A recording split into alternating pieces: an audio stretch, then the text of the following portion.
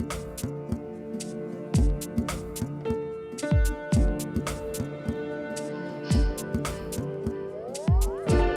everybody, and welcome to the next edition of Sheffield Steel, the lockdown interviews with businesses that have taken it to lockdown.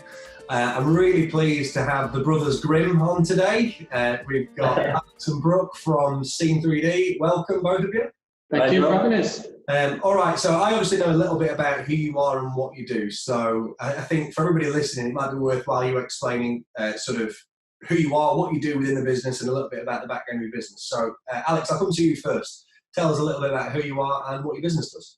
Yeah, so my name's Alex. I'm Commercial Director of Scene3D. We started the business just over 2 years ago now. We specialise in using 3D camera equipment to capture spaces. So we specialise in reality capture and then creating sort of 3D virtual tours from that space that we've captured and allowing people to engage and interact with that content. So, yeah. Okay, perfect. So when you say you do 3D, capture sort of 3D content, give us an example of the types of people that you work with, Brooke. So we work with a variety of different business sectors. So initially when we set the company up, we thought it was going to be very solely targeted towards estate agents and that sort of thing to help sell properties or rent properties. But we found that over time, it's sort of, although we have had quite a lot of success with that, we've also developed a lot of success in the commercial areas for things like gyms or casinos, bars, restaurants, hotels. The list goes on. There's plenty of different sectors that this technology applies itself quite well to. And we'll go through sort of the wins that you've had during lockdown, but I'm assuming sectors like in the leisure industry, I bet this has been a really good thing for them to do whilst they've been in lockdown, sort of so people can still get that feeling of being at the gym without being in the gym, because this is like a virtual reality kind of tour, isn't it?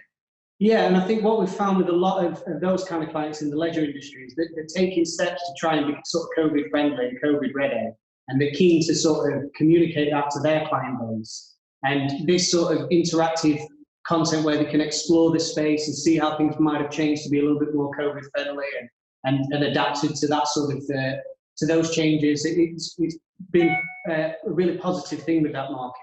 I can imagine. So obviously these are the lockdown interviews, so this is predominantly talking to people that have taken it to lockdown instead of lockdown taking it to them. But Yeah. I'm curious to know from your perspectives, we sort of realised that in February, especially early part of March, that this was going to have an impact on the health setting of lots of people here in the UK. I don't think anybody could have quite anticipated what we've actually gone through. But at what point in time did you two realise that there was going to be a problem commercially where it was actually going to start affecting small business and, more importantly, like what you do and the sector that you serve? I guess for us, it was obviously being on lockdown and all the different places closing, we was unsure whether we're going to be able to get access to these properties or buildings, businesses. And we was unsure whether our overall business would be on hold, but it's actually turned out to be quite a good opportunity for us because certain places like gyms that are sometimes open 24/7, we've actually been able to get access whereas usually they'd be constantly open. So being able to go in when obviously there's no customers around and do our work in isolation, because obviously all we need to do is turn up with the camera, go and scan the space and get it all sorted. It's actually worked out to be a little bit easier for us to get access to places that we might not normally have been able to.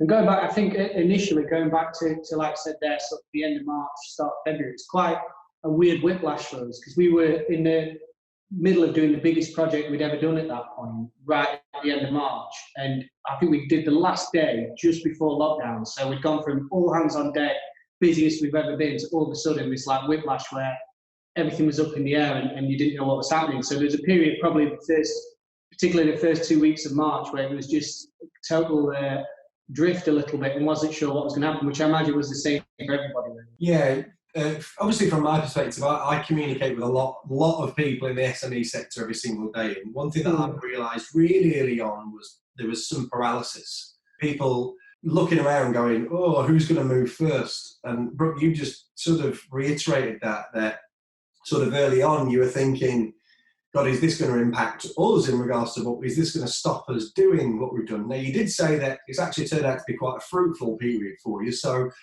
how did you adapt? What did you have to change? Was it a mindset shift that you had to change, or was there anything else there?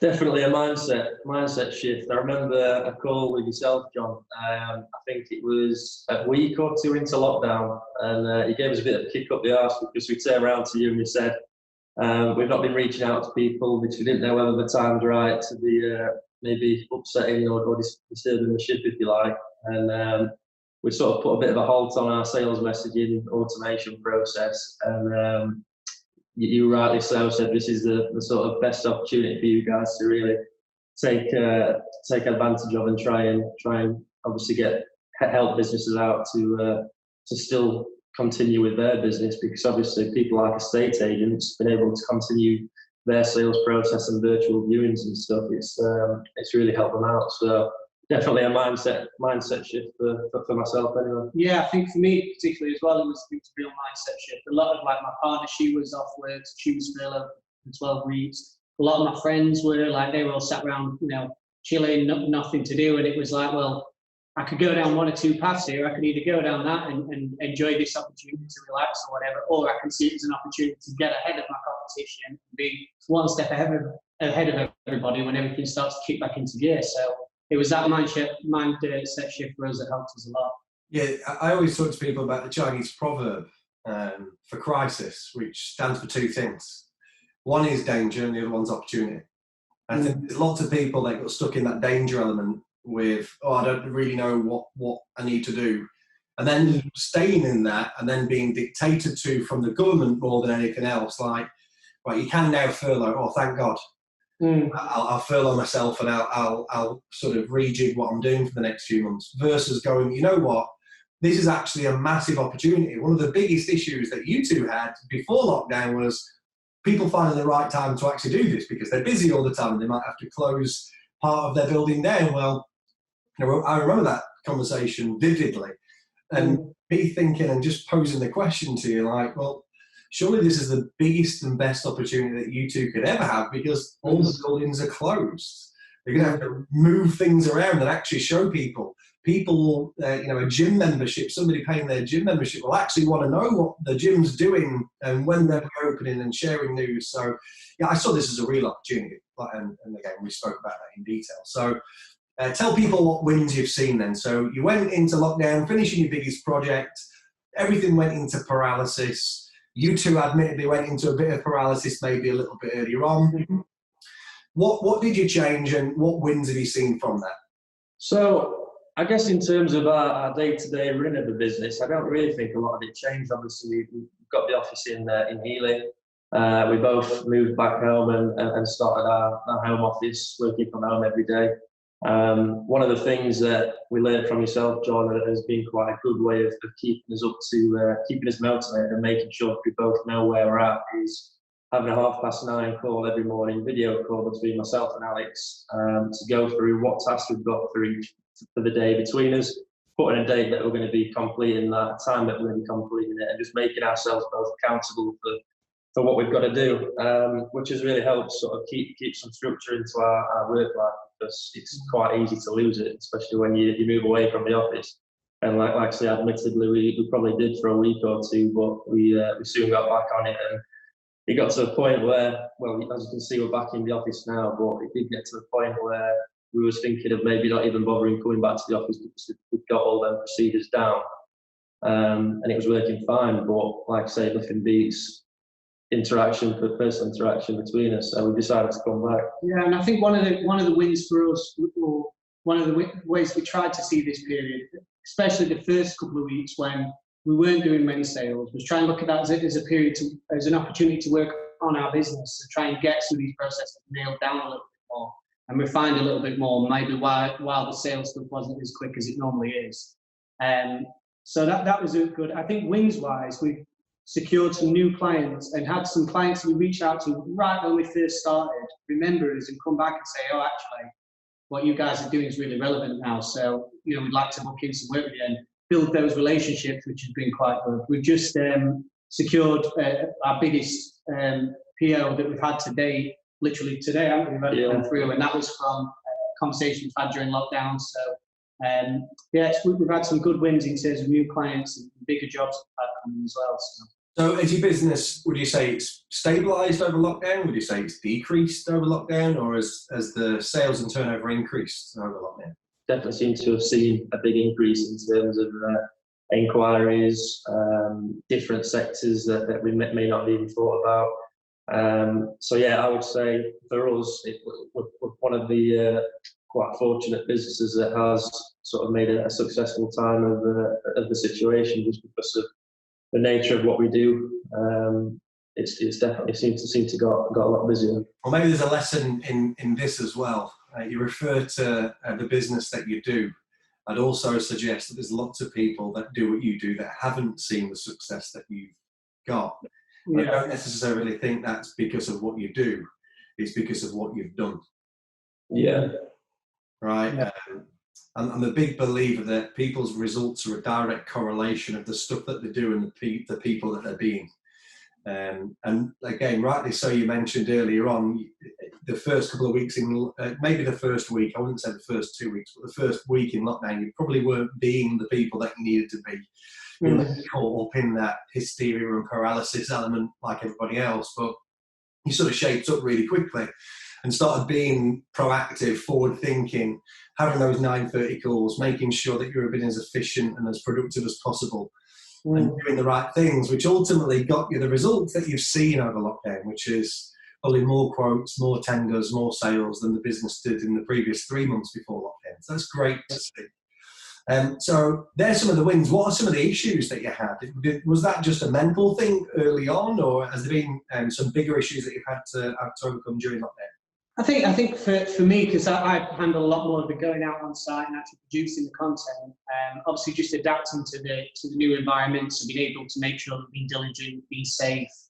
We had to go down and conduct some work in London, which was obviously like the belly of the beast at that stage. So really being diligent, really being careful. And so when you went down to London, yeah, was it like a ghost town? Was there just? Oh yeah, it was weird, really weird. It was like driving through. It wasn't a complete ghost town, but definitely, a lot quieter than you would usually see central London. It was even weirder because it was really good weather when I was there. So it was like a beautiful day, barely anybody on the streets in central London. So yeah, it was strange, really strange. So you had to sort of adapt with some social distancing measures and making sure that's right. Anything else other than social distancing and working from home? There's some of the issues that you had potentially early, but you managed to counteract them later on. I think your sales approach adapted a little bit as well, didn't it? Right? Yeah, obviously with a lot of companies and people that I would usually speaking with on a day-to-day basis, a majority or at least a good portion are on furlough. So it's one of them where you just got to be persistent. Obviously, you're not going to be able to get some of the deals over the line as quick as you might want, but it's still just planting them seeds and making them aware of what you're doing. And quite a lot of them will still come back to you and say that they're on furlough, but really like the example or whatever. And they'll be in touch when they return to work. So just making sure you keep them busy and doing that is better than doing that at all. And I think the tone of the conversation we're having adapted slightly as well. I think trying to be a little bit more compassionate, trying to be a little bit more empathetic around the challenges that is throwing up for everybody, and understand that. And when we're trying to have these sales conversations, make sure that we're bearing that in mind and adapting to that. Yeah, I think it's been really important that compassionate message throughout lockdown was very important. That is, I get that we're trying to offer you a service here, but it's actually going to offer you a lot of value. I understand the situation that you're in. Let me present you an opportunity, which is X, Y, and Z. That's definitely helped you without a doubt. So I've spoken to a lot of people during these interviews, and lots of people that have now decided to do more remote working, that have decided to get rid of their office and things like that. Hopefully I don't upset too many letting agents when I say that. But is there any of the adaptations that you've made during lockdown that have had a positive impact, and that much so that you're going to keep it on with? I think just being a little bit more organised and getting systems in place, because we've kind of been working in the business rather than on it a lot. And when we did have a bit of time to sort of assess what we've done and what we've got to do, it has given us a bit of time to just sort of get a bit more structure into our days and try and plan and process why we do things and working out if there's an easier way to do things. So there's been certain things like that we'll obviously continue doing, and it will help us in the long term and also short term, especially just getting back into the office now, just making sure that we're staying on top of things and systemizing as much as possible, I guess. And you, Alex, anything that sort of you've taken from lockdown, the adaptations that you've made, anything that you're going to keep it on? Definitely, I think all the adaptation we've done, because apart from obviously maybe social distancing measures, I think all the changes that we've made have been positive, because we've had to be a little bit better, we've had to be a little bit more organised, we've had to communicate a little bit more with clients because they've had more concerns and questions about us visiting and all that sort of stuff. So I think most of that stuff is things that we will just integrate and just make part of our normal process now and try and keep that moving forward, because it seems to really be working. Yeah, because you're one of the very few companies that in Sheffield that have actually recruited during lockdown, which is a really cool thing to go through. So how was that a friend of a friend that you knew, or was that a vacancy that you knew needed filling? At what point in time did you decide that you needed to start recruiting? I think when we won this large piece of work, when we kind of had to go ahead on that, we were like, right, we really, I'm probably going to be down in London for 6 weeks. We're still getting bookings up in Sheffield. We need to be thinking about expanding our team a little bit now and bringing that person in. We knew the role that we wanted. We wanted somebody to take on the production side of things and basically support me in my area of the business, really, initially. I think we do want to get somebody more on the sales side, more what Brook handles. That's going to be our next goal, to get that person in. But in terms of the person that we recruited, it was a family friend that we knew, somebody that we know studied film at university, so has a background in sort of cameras, and hopefully what they don't know about our business, they should be able to wrap their head around quite quickly. So yeah, it's an exciting time. It feels like a big step to get that first staff member in, and being able to justify that expense and everything. So it's an exciting time at the moment for us. Love that, and long may that continue. So look, take yourself back to the 1st of March. Knowing what you know now, what would you have done sooner? I think it's just got to be from where we started a week in, John. So rather than leaving it a week, we should have been capitalising at on the first day and getting things in place a little bit sooner. Obviously, we've admitted that we may have been a little bit slow starting, but we soon clicked into gear and made sure we did everything that we needed to do to survive and obviously thrive now. So yeah, I think that's probably what I'd say. Yeah, I mean, for me, I know it sounds like a real cocky kind of thing to say, but I don't think there's much that I would go back and change. I think it was such an unprecedented situation that we almost needed a little bit of time to wrap my head around it a little bit and start to think about what's happening and where we're going to go from here. But fortunately, I do feel like we recovered from that with your help quite quickly and were able to kick that into gear. So I don't beat ourselves too much about that couple of weeks. I think it was a necessary sort of adjustment period that we had to go through. I think if we could do anything else, it would probably just be skip some of the conversation we've had with customers that didn't go anywhere and just focus on the ones. Yeah, at least you know who's going to buy now, so you can save some time. I quite like that. I haven't got a time machine, so you can't really use that one. But I do like that one. That's initiative. That nobody said that, so I like that one. All right, good. So, what are you both looking to post lockdown? So I know we're sort of we're easing lockdown now, and we're sort of getting a little bit of normality. But we're all aware that things aren't normal. We all don't feel like things are normal, even though you two are back at the office. Things aren't normal around you. So, what are you looking forward to most when all this is over? I think I already know what Brooke's going to say. Getting swimming. You see, I thought you were going to say going to the gym, but I'm quite happy that you said going to the gym. Most people have said that. Looking forward to getting back into that. Not had enough motivation. Like I say, that was probably the flip. I was very motivated training-wise and health-wise the first couple of weeks, and then it's just gone out of the since. So if it's a flip of the coin, who's going to win? Is it going to be the boozer or is it going to be the gym? I usually run both horses to the end. Oh, I love that. Alex, what about you?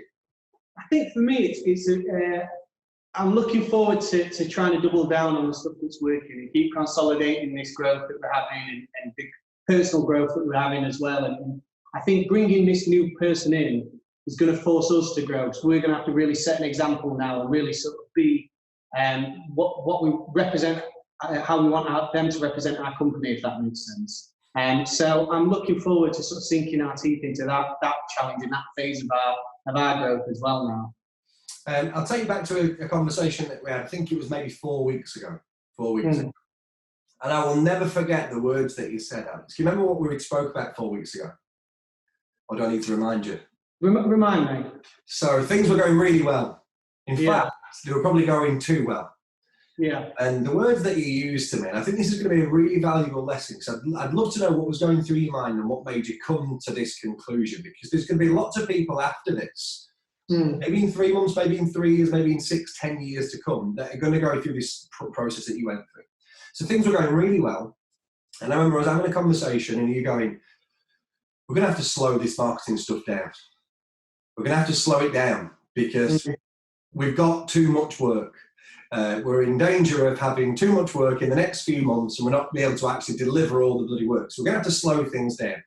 And obviously we had a discussion about that potentially not being the right, and we came up with the right answer at the end in regards to recruiting and keeping on with the growth. Tell me how you were feeling at that point in time, because you were going through maybe something that you'd not experienced before, which is that sort of combination of things all happening at the same time and growing really quickly. What were you going through? Tell us how you were feeling. I think, again, it was a mindset thing. It's, this scarcity versus abundance mindset, where I think our thinking with that was that we didn't want to burn through too many potential businesses and end up missing leads because we're not keeping on top of it and thinking that we might burn through the potential customer base that we've got too quickly. And that was where our head was at. You kind of said, well, you're not going to do that. There's thousands and thousands of businesses in the UK, more opening every day. Generally, maybe not at the minute, but I'm sure I think that will return to normal. Hey, lots of people have opened businesses. Yeah, true. I've seen lots and lots.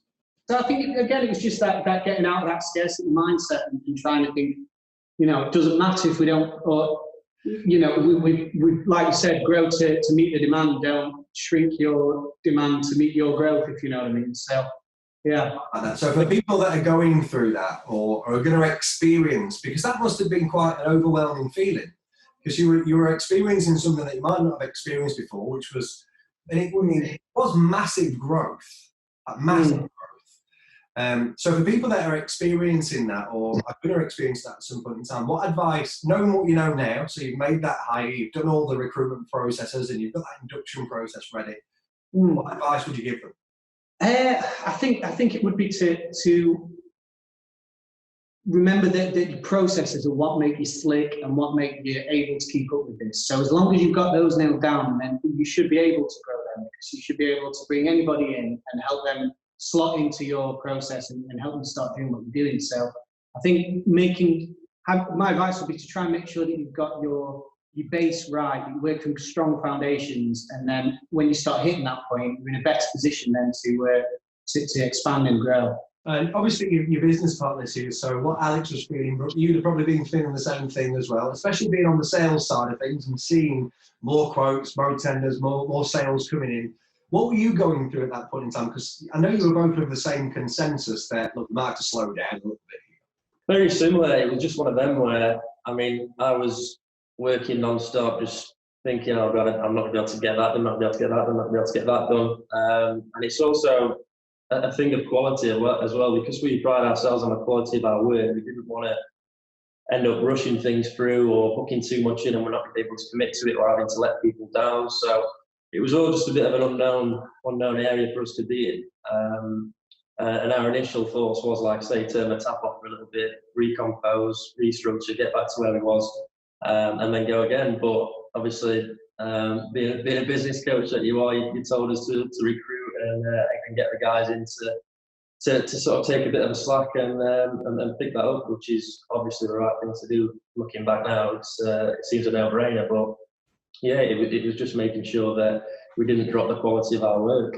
It's really interesting in the good times, when things are going really well, we forget what it's like in the lean times. and all that hard work, effort, energy, diligence, time, money that you invested into getting that marketing process working. I'm a big believer, if the cog is turning, we've got to keep on turning it, because the moment that you stop a cog from turning, it's going to start seizing. Using that analogy of a tap, like marketing is like a water pump. You pump, pump, pump, pump, pump until the water comes out. Your job is to keep it flowing. Okay, so how can we keep the cogs moving? Not, oh, well, we're a bit busy, we need to turn it off. So what things are going to happen in the future that are potentially going to impact on our time? Where do we need to recruit? When might we need to strengthen so that quality can keep on getting better and getting better and getting better? So I love the fact that you've been through a lot in lockdown. When you look at it, from paralysis to, oh no, we're going to have no work, to actually realizing that you had a really good offering and you just needed to find the right people, to going into massive growth mode, and then recruiting, all in the space of 3 months. When you look at that, that's a pretty cool thing to go through, all whilst the economy shrank 20%, which makes it even better, right? So I'm hoping that you've learned some things about yourself. So the last question that I ask everybody is, what are you going to take away from this experience? What have you learned about yourself that is either going to help you going forward, or what are the biggest learnings that you can take from, and I always go to Alex first, so Brook, I'm going to come to you. What's been your biggest learning through lockdown? I guess it's obviously the fear of the unknown, and not to be scared of that.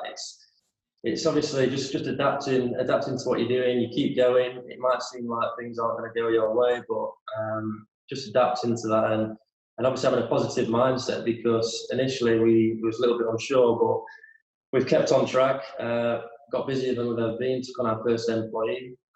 So obviously what we've been doing and what we've been learning from you has obviously worked. So I guess it's just that, just staying focused and doing what you can to get through the time. So I always say to people that talk is cheap. It's the activity that's expensive. So if inactivity costs a lot more money than advice. And the good thing with you two is we agree that something's going to happen, and it happens. And and I would say more so in lockdown than before. And really interesting. Even the busier that you've been, the more you've actually got done. Alex, what about that? Same question to you. So what have you learned from lockdown? What are you going to take from it? I think my biggest takeaway, something that we touched on already in this conversation, is definitely mindset. I think it's start trying to spot the opportunities and to try and focus on them rather than look at problems and potential negative impacts of the situation. Try and look for the opportunities and the positives in them. And I think something that I've heard you mention a bit before, again, something we touched on a little bit earlier, is being who you need to be in those situations, and stepping up and being that person that you need to be in that scenario. So yeah, I think that's the biggest thing I'm going to try and take away from this. Good. Well, there's no excuse for not growing massively in the next quarter as restrictions ease. All those excuses obliterate into the abyss, which means I'll have to grow even more and take some more people on. And I'm really looking forward to that. Now, there are going to be people that are listening to this that are going to go, oh, 3D scanning, virtual tour of my premises. That sounds good. How do they get in touch with you? Tell us what the best way of getting in touch with you is. Give me a call, and yeah, just drop me an email or give me a call, and we'll send you through an example so you can have a little play around with it, a bit of a breakdown of what our service includes, and take it from there. Love that. Thanks ever so much, the brothers Grimm at Scene3D. Keep up the great work, boys. Well done. Cheers, John. Thank you.